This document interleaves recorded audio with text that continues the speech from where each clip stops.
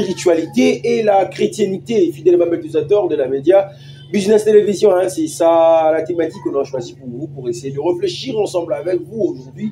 On s'est déplacé à la quête de l'information, à la quête du savoir pour le compte de votre émission Éclairage. Nous voulons être éclairés par rapport à la spiritualité, par rapport à la chrétienté. Que devions-nous comprendre par rapport à tout cela? C'est quoi chercher Dieu? C'est quoi prier Dieu? C'est quoi aussi invoquer Dieu? On va essayer de réfléchir cela ensemble avec un éminent de Dieu. Je parle comme ça de l'évangéliste Fortune Niemba, quand on est là dans le siège de l'église Rama, comme vous le voyez, et derrière mon dos, on va essayer de réfléchir par rapport à ce sujet que vous nous avez posé des questions, vous avez écrit à travers cette émission de l'éclairage que vous suivez souvent sur la média Business Télévision MBTV. Moi, votre humble invité, Joa John, je suis là. Je dis comme ça, merci déjà à Myriam Balanga, la patronne de cette chaîne MB Télévision, et en même temps aussi à BH Bondendi, le chef du programme, en même temps, pourquoi pas à Hervé Elia, qui assure du côté de la prise des vies, sans oublier tous ces héros dans l'ombre qui permettent déjà que cette émission soit diffusée, je vois comme ça, Abraham Skoulumbo, Dylan, également merci à vous tous qui êtes de cette émission, d'autres là, d'autres vivent toujours, que le téléspectateur me suivent à chaque moment dans leur maison. Directement, je vais tourner vers ma droite pour saluer l'homme de Dieu, l'évangéliste Fortune Niemba. Bonjour. Bonjour, très cher journaliste John Joa. Comment la santé, homme de Dieu? Oui, par la grâce de Dieu, nous allons bien. Dieu nous garde, Dieu nous fait du bien. Voilà, Dieu vous fait du bien déjà parce que vous participez dans votre première fois dans cette émission de l'éclairage. Je souhaiterais que les amoureux, le fidèle aimable de cette émission, en même temps aussi de la média de cette émission, ils peuvent vous connaître brièvement, de savoir qui est réellement l'évangéliste Fortune Niemba. Oui, je suis l'évangéliste Fortune Niemba. Premièrement, je suis un enfant de Dieu. Okay. Et deuxièmement, je suis évangéliste par consécration et berger responsable du ministère Rama, où nous sommes Rassemblement des membristes. Voilà un peu de moi qui je suis. Voilà, sûr et certain, vous avez très bien compris, hein, l'homme de Dieu, évangéliste Fortune Niemba. Mais quand même, cette émission est en bilingue pour permettre la meilleure compréhension de nos téléspectateurs. Hein. Oui, c'est ça. Vraiment. Alors, avant d'entrer dans le vif de notre sujet, j'aimerais encore faire le plus parce que nous avons essayé de faire passer l'événement qui a eu lieu l'autre fois de la campagne. Mais j'aimerais pour ces gens-là qui n'ont pas pu peut-être à participer dans l'événement, de leur rappeler les thèmes et un tout petit peu donc nous bénissons Dieu pour cette grande campagne qui avait eu lieu. C'était le dimanche 27 juillet 2025. Okay. C'était sur l'avenue Bomboma, direction Chaba, de la commune de Kasavubu. Et le plus grand thème de notre campagne a été ce qui est impossible aux hommes est possible à Dieu. Tiré dans le livre de Luc 18-27, dont Dieu s'est manifesté, il était question, premièrement, de gagner les âmes et deuxièmement, de manifester Dieu dans la vie de plusieurs personnes qui étaient là. Et Dieu s'est manifesté. Nous avons gagné les âmes. Il y a eu des vies qui sont restaurées. Il y a eu des maladies qui se sont guéries immédiatement. Et Dieu vraiment a visité son peuple. Dieu m'a visité son peuple. Homme de Dieu, parce que vous avez parlé de... Vous avez gagné des âmes. Il y a une anecdote, en même temps aussi de débat, qui se parle à chaque fois dans ces problématiques de gagner les âmes. C'était comment? Tu pouvais aller prier dans l'église de Sparo. Ok. Lorsqu'on gagne les âmes, on ne gagne pas les âmes pour la croissance numérique d'une église. On gagne les âmes pour la croissance du royaume des cieux. Donc même quand je gagne une âme, si le Seigneur m'oriente à les diriger dans telle église ou telle autre église, je vais directement les diriger là où Dieu veut qu'ils soient. Parce que plusieurs gens ne comprennent pas. Plusieurs gens aujourd'hui, ils servent Dieu par rapport à l'effectif de leur église. Or, nous ne servons pas Dieu par rapport à l'effectif de l'église, mais par rapport à l'effectif du royaume des cieux. Voilà un peu. Voilà un peu. Alors, homme de Dieu, parce que nous parlons déjà de cette thématique, la spiritualité et la chrétienté. Quoi comprendre? Commençons d'abord avec la spiritualité. Ok, quand on parle de la spiritualité c'est le caractère de tout ce qui est spirituel en fait. Okay. Quand on parle de la spiritualité, nous voyons le monde invisible. Okay. Parce que tout ce qui est spirituel ne peut pas être vu à l'œil nu. Tout ce qui est spirituel est quelque chose qui est d'invisible, quelque chose d'abstrait. Voilà un peu. Donc, quand on parle de la spiritualité, on ne voit pas quelque chose qui est concret. Donc, tout ce qui est spirituel est dans un caractère invisible. Et donc, voilà un peu si je peux répondre à votre question. Et maintenant, par rapport à la chrétienté. À la chrétienté, c'est tout ce qui reflète le christianisme. Et quand on parle du christianisme, on voit Christ qui est Jésus. Donc, quand on parle de la chrétienté, cela veut dire tout ce qui a lien avec Jésus-Christ de Nazareth. Voilà un peu. Voilà un peu. Et maintenant, est-ce qu'il y a la différence par rapport à tout cela?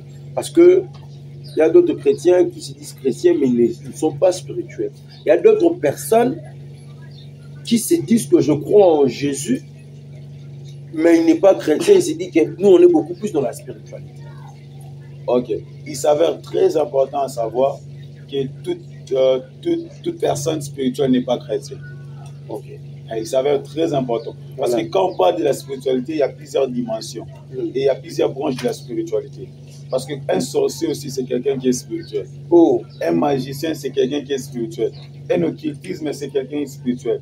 Mais quand on parle de la chrétienté, c'est d'abord une personne qui est en train de refléter le christianisme. Parce que le christianisme n'est pas une religion, mais c'est toute une vie. Okay. Tu peux être spirituel, mais tu n'es pas chrétien et tu fais tout ton enfer. Tu peux être aussi chrétien, mais tu n'es pas spirituel. Okay. Parce que c'est deux choses, il y a des nuances. Mais c'est que le Seigneur nous recommande d'être chrétien spirituel. Okay. Parce que beaucoup de gens qui se disent chrétiens, ils ne sont pas spirituels. Voilà. Ils ne vivent pas avec l'esprit, ils ne vivent pas dans le monde de l'esprit. Et puis, ces personnes qui se disent spirituelles, ils ne reflètent pas l'image de Dieu. Donc, quand on parle de la spiritualité, on ne voit pas seulement le christianisme, on ne voit pas seulement la chrétienté, mais la spiritualité a plusieurs branches, a plusieurs étapes. Voilà pourquoi je parlais d'un sorcier, d'un homme spirituel, un magicien, d'un homme spirituel. Comment exerces-tu ta spiritualité qui déterminera ton appartenance? Parce que mon appartenance, je suis chrétien et je suis dans la spiritualité. Okay. Donc ma spiritualité est dirigée dans le christocentrisme. Okay. Quand on parle du christocentrisme, on voit Christ au centre de toutes choses. Donc ma spiritualité ne doit pas passer outre la personne de Jésus, mais ma spiritualité doit se focaliser, comme l'avait dit, et le regard fixé sur Jésus, les consommateurs de votre foi. Alors, homme de Dieu, que dites-vous par rapport à ces chrétiens qui aiment beaucoup plus dire que la spiritualité, la sorcellerie, la spiritualité, moi je suis chrétien, moi j'ai pris que le seul Jésus, j'utilise que la Bible, mon truc là de la spiritualité, ils confondent en fait la spiritualité en disant que c'est la sorcellerie, c'est la magie. En fait, j'aimerais dire une chose, la spiritualité ne te détermine pas par les gestes qu'on fait. La spiritualité n'est pas quelque chose qui est lié à l'aspect. Parce que beaucoup de gens croient que quand tu es spirituel, quand tu sautes, quand tu fais des incantations, là tu es spirituel. Non. La spiritualité, c'est premièrement être dans la vision de Dieu. L'homme, l'esprit spirituel, est celui qui vit dans les principes de sa divinité. En fait, je peux parler de la divinité, mais l'homme, l'esprit spirituel, est celui qui vit dans les principes de sa religion. Quoique nous, les chrétiens, ne sommes pas une religion, mais je dis pour simplifier la tâche à ceux qui nous suivent. Okay. Donc, la spiritualité a toujours été basée par des principes. En fait, quand quelqu'un est en train d'utiliser les sels, est en train d'utiliser de l'eau, ça pourrait être une recommandation de la spiritualité. Mais cela n'est pas donné par la sorcellerie. Pour dire que quand tu vois quelqu'un faire des incantations, faire quelque chose, il est sorcier. Non. Dieu a usé de sa salive, il a bu, il a mélangé, il a guéri un aveugle. C'est de la spiritualité. Okay. Mais c'est une recommandation, c'est quelque chose qui ne vient pas dans la normalité des choses. Donc ce n'est pas une habitude, mais c'est quelque chose, une révélation qu'il a eu pour guérir. Okay. Et quand on voit comme ça, on pourra dire qu'il est magicien. Il n'est pas magicien, c'est notre Dieu, il est spirituel. Pour dire quoi? Quand on a aussi l'aspect pour être seulement à l'église, tu as ta Bible, tu te dis que tu es spirituel. Cela ne détermine pas aussi la spiritualité. Voilà pourquoi je reviens dans ce que j'étais en train de dire. Toute spiritualité est basée par les principes de son royaume. Celui qui est spirituel est celui qui est dans les principes de son royaume.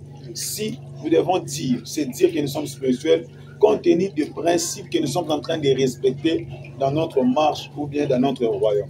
Voilà un peu.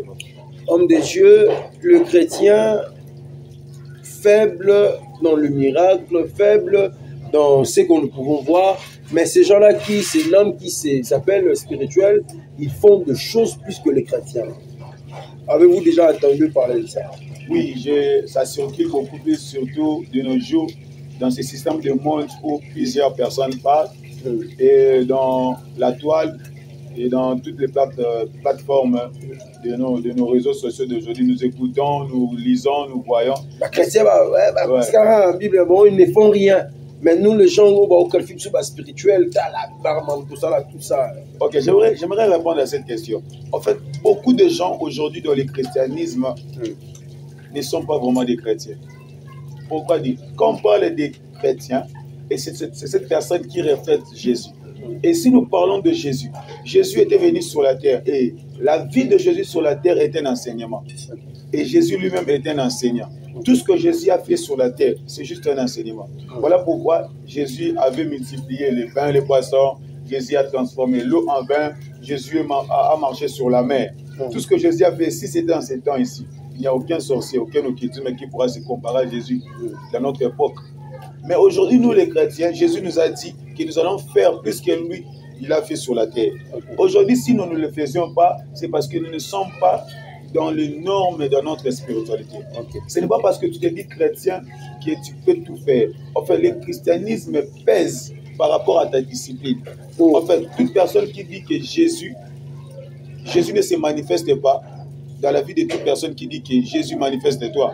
Jésus se manifeste dans la vie de celui qui dit Jésus manifeste toi, tout dépendamment de sa spiritualité avec Jésus. Voilà pourquoi un chrétien peut ne pas aussi manifester Jésus, mais il se dit que j'ai Jésus dans mon cœur. Ce n'est pas parce que tu le dis que tu dois le vivre, c'est parce que tu es en train de communier avec lui de bonnes manières, c'est alors qu'il va se manifester. Mais là-bas, dans l'occultisme, nous voyons des occultistes qui font des sacrifices. Et de leur côté, il y a des choses qui se manifestent, tout dépendamment de ce qu'ils font dans leurs choses. Voilà pourquoi un bon sorcier peut bloquer un chrétien aventurier. Un bon sorcier peut bloquer un chrétien aventurier. C'est vraiment trop profond, homme de Dieu.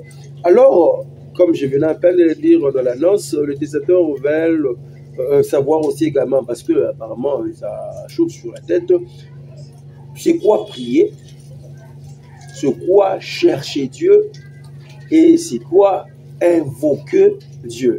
S'il y a une différence, vous pouvez nous le dire. S'il n'y en a pas, vous pouvez aussi définir tous ces concepts. Ok.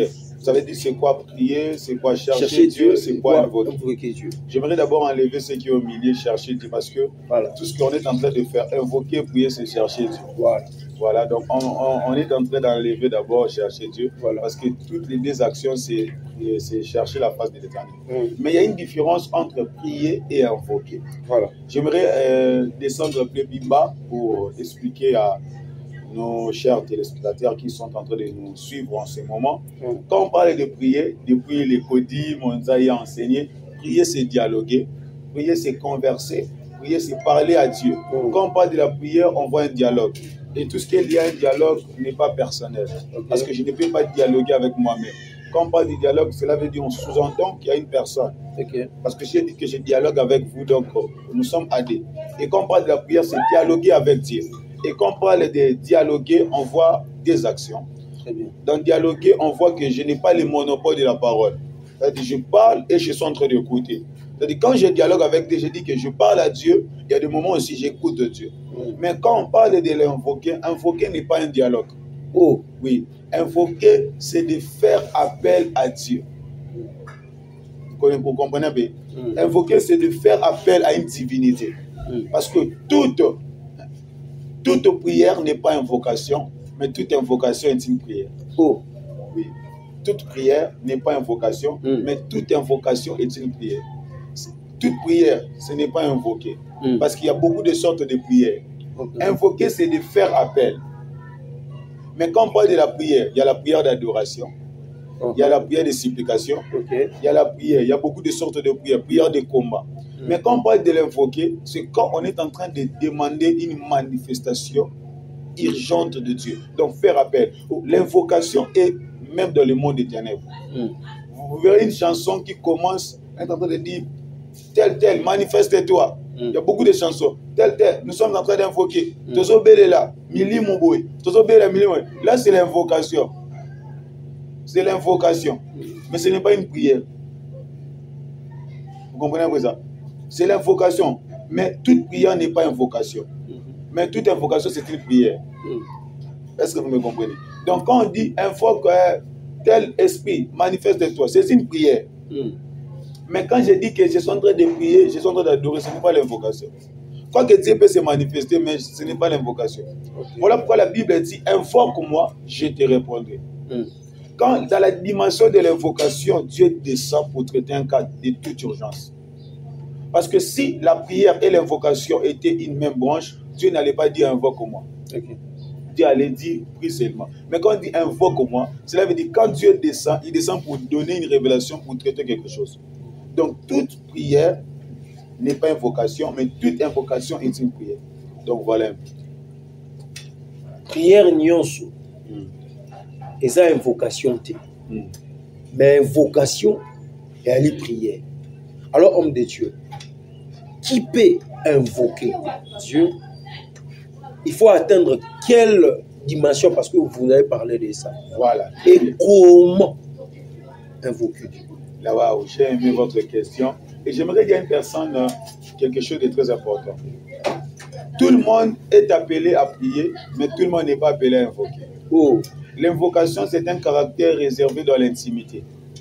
Vous comprenez un peu ça? Un païen peut prier. Un païen peut prier. Une personne qui ne connaît pas Dieu peut prier. Mais dans la dimension de l'invocation, là maintenant, ça demande un attachement profond.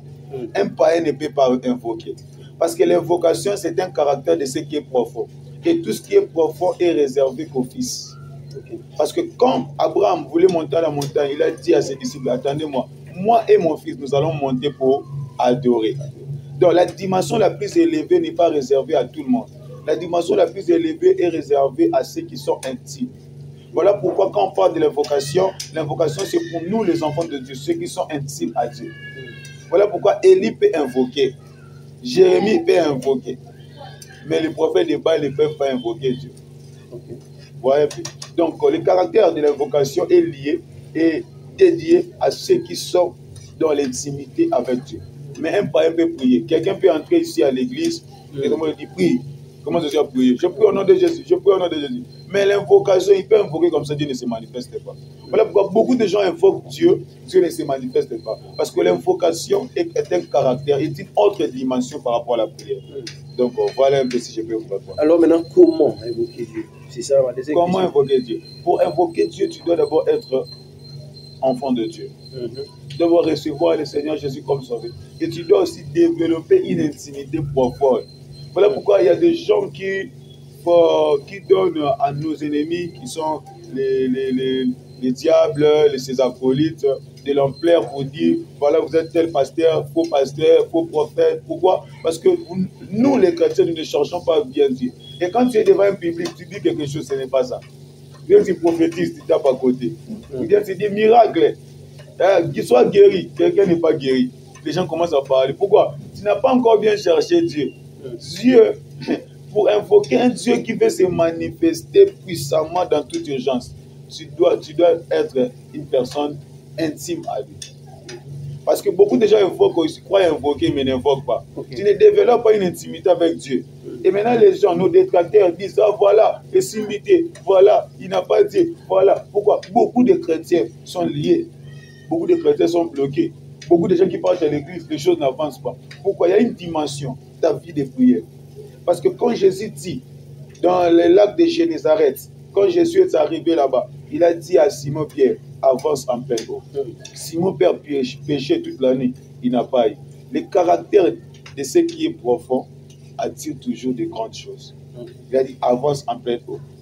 Il avait péché toute la nuit, mais une parole de Jésus lui a donné beaucoup de poissons. Pourquoi? Les gens n'entrent pas en profondeur dans les choses de Dieu. Les gens sont dans la superficialité des choses.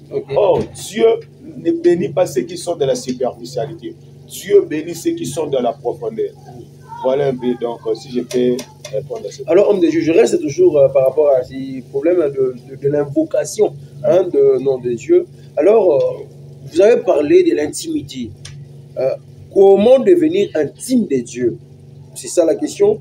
Et la sous-question maintenant, vous avez exclu la grâce dans ce domaine, parce que nous disons souvent, il a fait de nous tous un royaume de sacrificateurs. Est-ce que la grâce ne peut pas jouer un rôle par rapport à l'invocation, même si je n'ai pas prié 2 heures, 3 heures, 4 heures du temps, même si je ne suis pas allé à la montagne, mais parce qu'il a fait de nous tous un royaume de sacrificateurs, parce qu'il fait grâce à celui et que je peux invoquer son nom, il intervient en urgence comme venant à peine de le dire. Ouais, les domaines, si je peux marquer une précision, les actions de Dieu et les réactions de Dieu ne sont que gérées par lui-même. Ok. Ça veut dire, quand on parle de la grâce, les actions et les réactions de Dieu ne sont que gérées par lui-même. Quand on parle de la grâce, que Dieu me fait grâce, il y a des fois tu ne peux pas aussi prier, Dieu te fait grâce. Là, tout dépend de lui. Mais il a dit une chose dans Psaume 14d, Dieu du haut des cieux, regarde, d'entre les fils de l'homme, celui qui soit intelligent cherche Dieu. Okay. La grâce n'annule pas les efforts. La grâce couronne les efforts. Yes. La grâce n'annule pas la vie de prière. La grâce couronne la vie de prière. Au fait, avant de te fier à la grâce, tu dois d'abord connaître qui tu es et que fais-tu. Okay. Donc, quand je parle de l'invocation, Dieu peut se manifester. Je ne dis pas qu'il faut seulement invoquer pour que tu vois Dieu. Et le moment Dieu peut se manifester à qui il veut, comme il veut. Là, maintenant, c'est lui-même. Mais nous, on ne doit pas être dans ce que Dieu peut faire lui-même. On doit être ce que nous pouvons faire pour Dieu. Alors, homme de Dieu, les païens, le fétiche, les magiciens, tout comme ça, et quand il s'agit d'invoquer Dieu. Bon, quand il s'agit de faire leur incantation, d'invoquer, il y a des signes qui se voient comme ça. Mais pourquoi, chez les chrétiens, dans ces temps-ci, ça ne se voit pas? Parce que dans la Bible, on nous a écrit, Élie avait invoqué le feu et le feu est descendu. Les gens ont vu le feu comme ça. Mais qu'est-ce qui fait qu'aujourd'hui, toutes ces choses n'y arrivent pas? Mais chez le féticheur, chez les magiciens, toutes ces choses sont visibles. Ok. Si je peux répondre une chose, chez nous aussi ça s'est fait. Ok. Mais les choses de Dieu ne sont pas liées aux sentiments, mais sont liées dans beaucoup de choses que j'aimerais citer ici. Okay. La femme à la période des sangs n'avait rien senti, mais c'est Jésus qui était touché. Okay. Le plus important, ce n'est pas qu'on sente, mais que Jésus soit touché. Okay. Parce que beaucoup de gens croient que tomber à l'église, c'est ça le miracle. Le miracle n'est pas là. Le miracle peut venir en silence. Le miracle peut venir sans faire le bruit. En fait, aujourd'hui, si nous voulons voir, il y a des choses qui se font aussi. Moi, je connais un homme de Dieu qui a prié. Il n'y avait pas la pluie est tombée aussi dans ce temps. Okay. Il y a beaucoup de choses qui sont faites, des miracles qui se font. Il y a une personne qui avait un problème de pied, il avait un coup de pied et il a prié les pieds. Donc, ça s'est fait aussi. C'est juste que nous ne sommes pas au courant de toutes choses qui se font. Il y a des miracles qui se font même sans les réseaux sociaux. Il y a des miracles qui se font même sans qu'on filme. Il y a beaucoup de choses qui se font. Mais de nos jours, je pourrais dire, il y a beaucoup de gens qui ne sont plus dans l'authenticité des choses. Okay. Nous, les hommes de Dieu, plusieurs hommes de Dieu, ce n'est pas en général, mais la plupart sont entrés dans des choses pas bien. Et beaucoup de gens veulent voir seulement les résultats. Okay. Mais ils ne sont pas amoureux du travail que Dieu leur a confié. Voilà pourquoi il y a un peu la rareté de certaines choses dans le corps du Christ. Dans le corps de Christ. Alors, homme de Dieu, invoquez Dieu. J'invoque le Dieu de mon père, j'invoque le Dieu d'Abraham, j'invoque le Dieu d'Isaac, j'invoque le Dieu de mes arrière-grands-pères, tout ça. Qu'est-ce que vous par rapport à ça? Ok, personnellement, ce que je pourrais dire, c'est bien, c'est pas mal d'invoquer le Dieu d'une référence et d'une personne que tu connais, mais c'est mieux de connaître l'état spirituel de la personne que tu invoques son Dieu. Okay. Ça fait très mal quand tu invoques le Dieu de tel pasteur, mais le pasteur lui-même il était dans la loge. Quand tu dis le Dieu des pasteurs, mais le pasteur lui-même est dans la loge. Le pasteur lui-même il n'est pas bon. Okay. C'est comme si tu es en train de freiner ta vie. Moi, je préfère mieux que les gens disent le Dieu d'Abraham, le Dieu de Jacob et le Dieu d'Isaac, parce que c'est écrit dans la Bible. C'est le Dieu de notre alliance. Mais quand aujourd'hui les gens parlent, le Dieu de pasteur, j'ai écouté une fois, dans la montagne, j'étais avec mes fils et mes fils spirituels, un homme qui est en train de prier. Le Dieu de tel homme de Dieu, le Dieu de tel homme de Dieu. Il a cité beaucoup d'hommes de Dieu. Et dans ces hommes de Dieu, il y a des gens qui sont dans le faux, dans la fausseté des choses. Vous voyez, donc les gens invoquent. En fait, dans les domaines de la spiritualité, tu dois connaître qui tu invoques. Voilà pourquoi Jésus a dit à la femme samaritaine, vous adorez les dieux que vous ne connaissez pas. Quand on ne connaît pas l'état d'âme, l'état spirituel d'un pasteur, on ne peut pas invoquer son Dieu.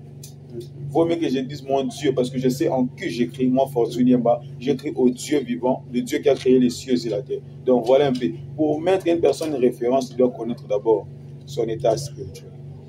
Sur certains, vous avez très bien compris hein, par rapport à Hervé Léo. Vous comprenez? Vous avez l'ensemble à Moutou, qui est un homme de Dieu pour de la vie.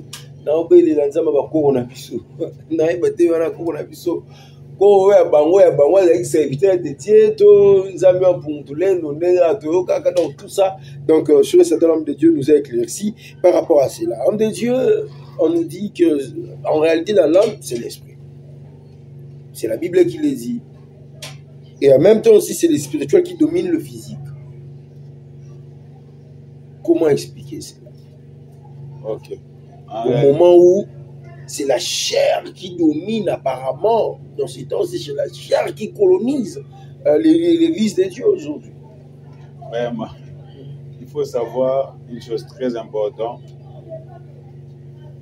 C'est la chair qui est visible. La chair est visible et la chair a droit sur la terre à vivre, à être là. Mais l'homme est réparti. Quand on dit que l'homme est réparti, cela veut dire qu'il y a le corps, il y a l'âme et il y a l'esprit. Mais quand on dit la spiritualité qui commande le monde physique, cela veut dire c'est l'invisible qui commande le monde visible. Tout ce qui est, la Bible dit ceci, c'est le visible a été tiré de l'invisible. C'est la Bible qui le dit, hein. Le visible, tout ce qu'on voit, a été tiré de ce qu'on ne voit pas. Ça veut dire que ce qu'on ne voit pas, c'est ça la spiritualité. De la spiritualité domine le physique. L'invisible domine le visible. Donc maintenant, quand on dit en réalité dans l'homme, c'est l'esprit. L'esprit, c'est quoi? L'esprit, c'est ce qui est à l'intérieur de l'homme. En réalité, dans l'homme, c'est l'esprit. Donc l'esprit, c'est ce qui est en train de constituer l'homme. Sans l'esprit, le corps ne peut pas vivre. Parce que la chair est faible, la chair est faillible. En réalité, c'est la chair qui meurt, mais l'esprit ne meurt pas. Un esprit ne meurt pas, un esprit vit. Et quand tu vis avec l'esprit, tu es en train de dominer la chair. Aujourd'hui, beaucoup de gens veulent satisfaire la chair pour éteindre l'esprit. Voilà pourquoi la Bible dit dans 1 Thessaloniciens, n'éteignez pas l'esprit. Parce que la Bible dit dans Galates 5, marchez selon l'esprit, vous n'accomplirez pas les désirs de la chair. Quoique la chair est là, la chair ne pourra pas vraiment s'éteindre en tout, à moins que tu meurs. Mais quand tu es vivant, il y aura aussi des manifestations de la chair, parce que nous sommes humains. La Bible dit que Jésus était 100% homme, 100% Dieu. C'est ça qu'on appelle l'équilibre. Mais nous, les chrétiens, devons beaucoup plus vivre avec l'esprit qu'avec la chair. Parce que les désirs de la chair sont contraires à ceux de l'esprit. Voilà pourquoi quand tu gênes, l'esprit ne sera pas, la chair ne sera pas content. Tu as mal, tu es fatigué, tu es en colère. Les gens qui gênent, ils sont en colère. La chair n'est pas satisfaite. Mais quand tu es avec ta femme, la chair est satisfaite. Et nous qui ne sommes pas des chrétiens, nous sommes célibataires. Et vous verrez que nous ne sommes pas encore comme vous, mariés. Vous verrez que la Bible nous recommande de s'attacher avec sa femme. C'est alors qu'on va s'accoupler. Mais quand on est encore célibataire, quand tu es célibataire, quand tu t'accouples avec une femme, tu diminues tes capacités spirituelles. Voilà. Mais quand tu n'es pas avec une femme, tu fais monter tes dimensions. Donc, quand tu obéis à l'esprit, quand tu nourris l'esprit, tu rends faim, la chair est en famille. Quand tu nourris la chair, l'esprit est en famille. Maintenant, nous, en tant que chrétiens, pour le monde de l'esprit, nous devons nourrir l'esprit. Et l'esprit de tout homme a besoin d'être nourri de la parole de Dieu. L'esprit de tout homme a besoin d'être nourri de la prière. Voilà pourquoi je nous recommande, nous qui nous suivent, de bien vouloir marcher dans la spiritualité afin de dominer le monde physique. Pour marcher dans la spiritualité, tu dois être un homme esprit. Un homme esprit est celui qui écoute l'esprit, est celui qui marche pour l'esprit, est celui qui nourrit l'esprit, est celui qui fait en sorte que l'esprit soit toujours content, malgré la chair ne sera pas toujours content quand l'esprit est content. Donc voilà un peu si je peux répondre à votre question. Voilà. Mon livre vous a contenté pour ceux qui mon livre vous a contenté ceux qui mon livre est content. Donc mais c'est le spirituel qui domine toujours en écoutant bien l'homme de Dieu. La spiritualité, la chrétienté. On va beaucoup plus parler de la spiritualité. Cette fois-ci, on va attaquer un tout petit peu la chrétienté. Et quand je parle de la chrétienté, comme l'homme de Dieu avait dit, le christianisme, nous voyons aussi l'église de Dieu aussi également. La Bible nous dit, voici les miracles qui accompagneront ceux qui auront cru à mon nom, ils chasseront les démons, ils imposeront le main aux malades, les malades seront guéris. Et homme de Dieu, aujourd'hui, j'ai entendu les gens dire, comme je viens à peine de dire avant de poser cette question, le miracle qui accompagneront ceux qui auront cru dans mon nom, ils chasseront les démons, ils imposeront le main aux malades, les malades seront guéris. Mais apparemment, c'est le contraire. Hein. Pour ceux que nous voyons aujourd'hui dans l'église des dieux, il y a la convoitise, il y a de la jalousie, il y a des fausses qualifications. J'ai entendu des gens dire, même ces évangélistes continuent, ces petits-là, il a maintenant de la fétiche, Pétuana, Conti, Laura va cesser, l'enchaîne, ça va Laura monter, tout ça. Lorsque vous entendez, c'est est-ce vraiment ça, c'est que Dieu, c'est que Jésus, et que vous prêchez à tom de vous. Vraiment, votre question m'a fait du bien. Vous voyez, aujourd'hui, les gens parleront, le monde a été créé pour parler.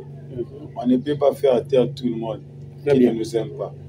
La chose à savoir, on ne peut pas faire taire tout le monde qui nous aime pas, parce qu'on a beaucoup de gens qui nous aiment pas. Certaines personnes qu'on ne connaît d'ailleurs pas. Mais il faut savoir qu'aujourd'hui, il y a beaucoup de choses à souligner, beaucoup de choses dans le corps du Christ. Il y a beaucoup... Quand les gens voient quelqu'un avancer, les gens croient toujours que c'est des fétiches, parce que ils sont fainéants à ne pas bosser comme la personne. Très bien. En fait, les gens qui parlent mal de nous, des hommes de Dieu, de ceux qui avancent dans la vie, ce sont des gens qui sont des fainéants. Moi, j'appelle ça les fainéants. Parce que les gens, derrière l'élévation de quelqu'un, il y a toujours des coulisses. Il y a toujours des choses qu'ils n'ont pas vues, qu'ils n'ont pas compris.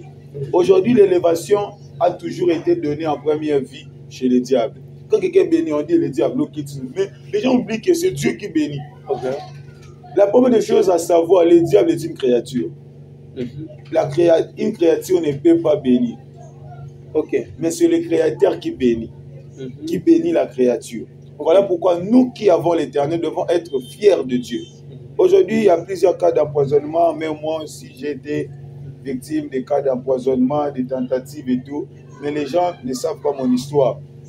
Mais pour ceux qui me connaissent depuis le bas âge, depuis plus petit, depuis jusqu'à aujourd'hui, diront réellement c'était déjà ma voix. En fait, Dieu bénit quand tu vis dans le principe. Les gens parleront, que tu sois beau ou moche, que tu sois belle ou moche, que tu sois, je ne sais pas moi, riche ou pauvre, les gens parleront. Mais c'est à nous de comprendre et de savoir où nous nous sommes posés et qu'est-ce que nous sommes en train de faire. Aujourd'hui, il y a beaucoup d'hommes de Dieu qui me regardent de loin, je ne sais pas moi, aux réseaux sociaux, partout, qui se disent peut-être, ah, ce jeune-là, il a des fétiches, parce qu'il a organisé la campagne, et plus de 500 personnes qui sont venues, parce qu'il fait ça, parce qu'il voyage. Mais les gens ne savent pas. Comment expliquez-nous le vieux, est-ce qu'il a cherché Dieu comme nous? En fait, les gens oublient. Je ne peux pas chercher Dieu comme eux, mais je peux chercher Dieu comme Dieu veut que je le cherche. Amen. Les résultats ne se donnent pas quand on fait la même formule. Chaque solution est liée dans une formule quelconque. Si toi tu fais 9 plus 1 pour chercher 10, moi je peux faire 8 plus 2 pour chercher 10. Et si moi je fais 8 plus 2, l'autre peut faire 6 plus 4 pour chercher 7 plus 3. 7 plus 3. Vous voyez? Donc, à l'instar de tout, il y a d'abord l'appel.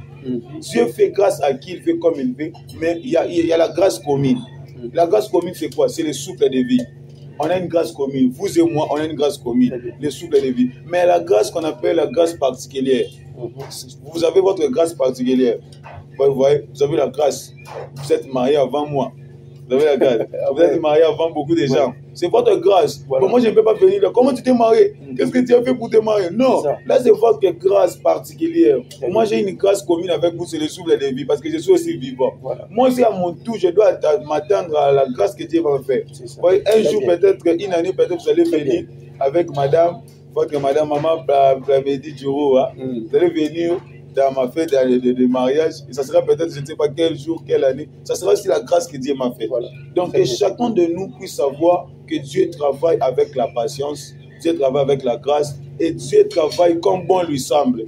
On ne peut pas questionner Dieu parce qu'il a béni telle personne. On ne peut pas questionner Dieu parce qu'il a béni telle personne avant. Moi, j'ai cherché Dieu. Dieu n'exauce pas les quantités de prières.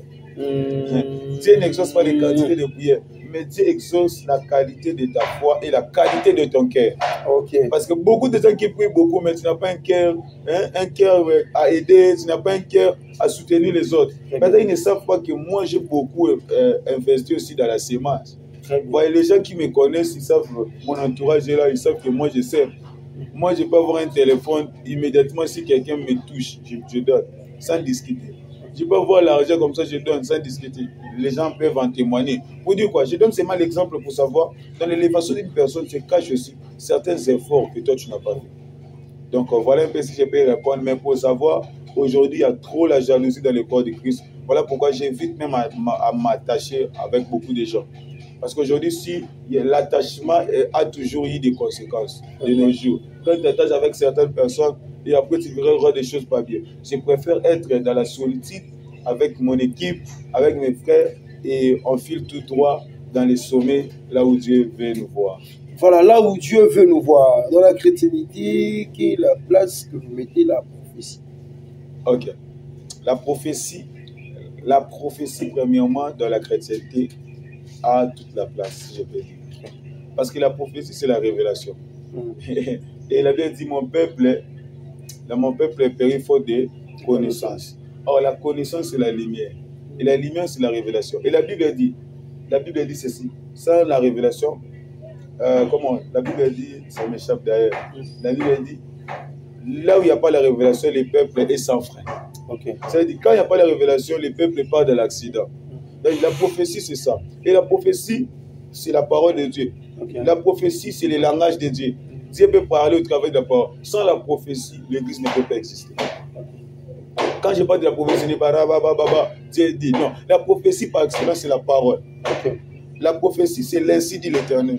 Et l'ainsi dit l'Éternel, c'est d'abord la parole de Dieu. Okay. Donc, sans la prophétie, l'Église ne peut pas fonctionner. Et sans la prophétie, un homme est aveugle. Un enfant de Dieu est aveugle. Parce que c'est la parole de Dieu qui est une lumière. Voilà pourquoi David dit, ta parole est une lampe à mes pieds. Okay. Quand il y a une lampe à mes pieds, je peux voir. Là où il y a une épine, je saute. Sans la parole de Dieu, tu ne peux pas avancer. Sans la prophétie, tu ne peux pas aller au sommet. Tu ne peux pas aller au sommet. Homme de Dieu, essaie un peu d'éclairer aux chrétiens et à nos fidèles utilisateurs de la Business Télévision. C'est quoi la différence qui est entre la parole de connaissance et la prophétie? Ok. La prophétie, c'est de prédire l'avenir. Tout ce qui est prophétie voit l'avenir. Très bien. Et tout ce qui est parole de connaissance parle du passé et du temps présent. Voilà, moi j'ai tous les deux dons. J'ai les dons de la prophétie, j'ai les dons de la parole de connaissance. Moi, Dieu me fait grâce à des fois, je peux détecter un numéro. Détecter un numéro, ce n'est pas la prophétie. C'est la parole de connaissance. Okay. Voilà, donc parler de vous habitez dans tel avenir, votre famille c'est ça, le nom de votre famille, là c'est la parole de connaissance. Mais quand on parle de la prophétie c'est d'annoncer le futur. Que je vois dans tel temps. Comme nous, Dieu nous a fait grâce, j'ai déjà annoncé une date de mariage d'une sœur du ministère. Je lui dis que tu te marierais dans tel temps, dans tel mois, dans telle année. Et nous avons vu de nos yeux, la même année, à la même époque, au même temps, la sœur s'est mariée. Et j'ai annoncé à plusieurs femmes, parce que dans notre ministère, plusieurs témoignages sont dans la fécondité. Il y a plusieurs femmes qui ont retrouvé la fécondité ici. J'ai dit à tel moment que tu enfanteras un enfant. Et le premier enfant sera une femme. Là, c'est la prophétie. Sera une fille. Et quand elle devient enceinte, elle enfante aussi une fille. C'est ça la prophétie. La prophétie, c'est voir l'avenir. Mais la parole de connaissance, c'est tout ce qui parle du présent et du passé.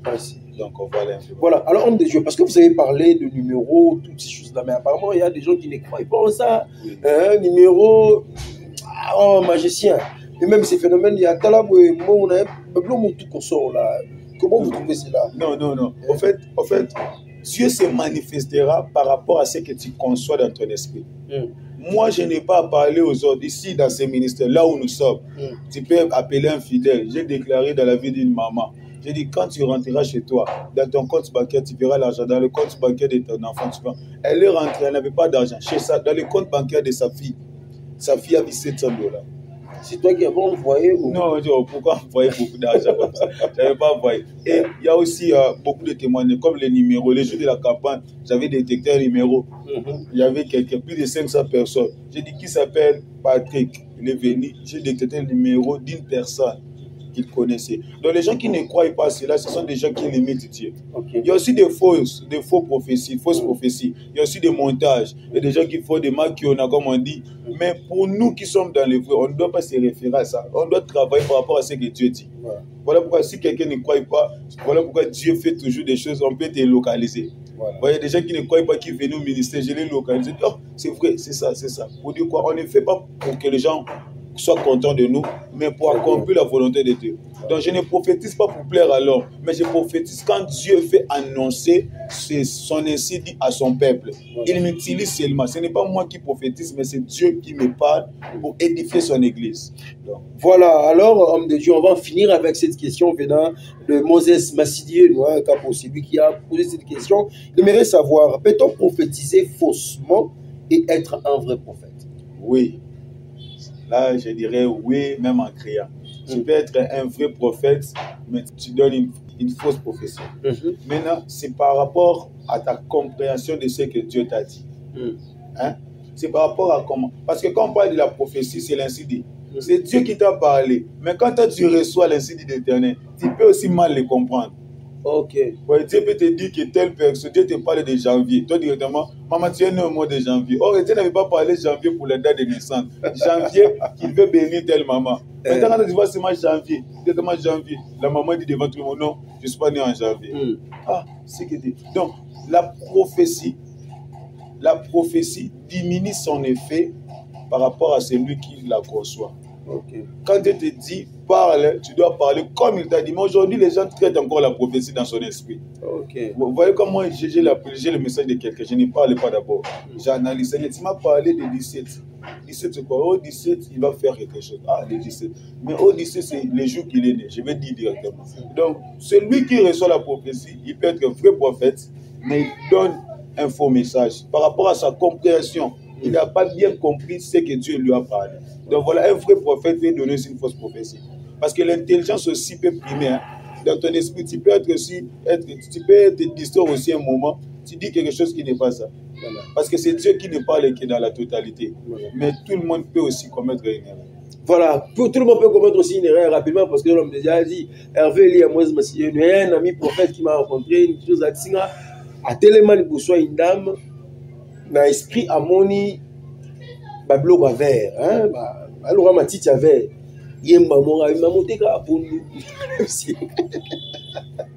même c'était, ngate kablo wala te, habituel, na componente, tout comme ça, il a voulu, comme quand vous voyez, voilà, et tika non, parce que là c'est ça, à tout le moment là, soit t'es capable, c'est-à-dire, c'est qu'il a vu dans son esprit directement à qui n'ango mabo. Finalement, on est arrivé à la fin de cette émission de tirage Homme de Dieu. Je ne sais pas si vous avez quelque chose à ajouter par rapport à votre intervention, par rapport à cette thématique de la spiritualité et la chrétienté. Il y a des gens qui nous regardent. Ok, en peu de mots, je dirais, bien aimé dans le Seigneur, soyons juste vrais.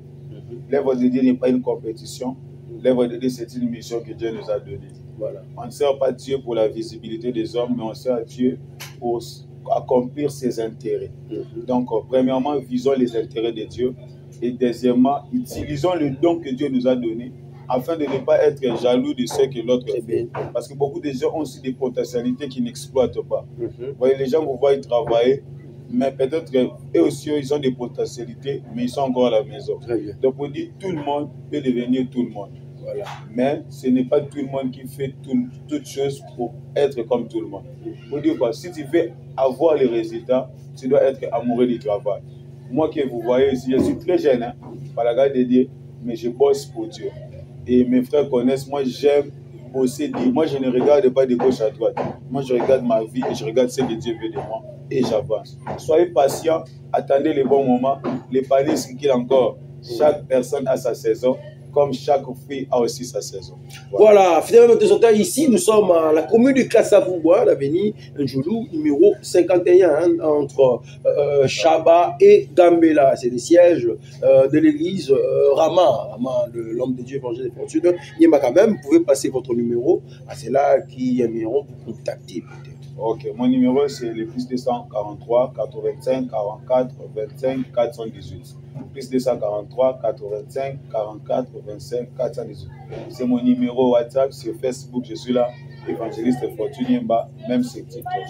Voilà, on est arrivé à la fin. À la fin, on a été avec l'homme de Dieu. La spiritualité et la chrétienté. Vous tous, vous avez très bien compris. De quelle manière je vous avais dit, c'est un homme qui parle bien. On a essayé de réfléchir par rapport à cela. Mais votre homme laisse inviter Joua John. On est arrivé à la fin.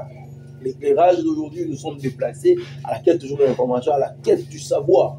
Merci à Hervé Lia qui a réalisé cette émission, à UBH Mondé aussi pour la confiance, à Madame Myriam Balanga, la patronne de la média Business Télévision, à Brams Kolumbu, Ilander Kitoko, en même temps aussi à Moses Massidio Nukapo qui nous a assisté. Vraiment, d'ici là, portez-vous bien. On va se retrouver déjà pour le prochain numéro, si Dieu nous planifie. Au revoir.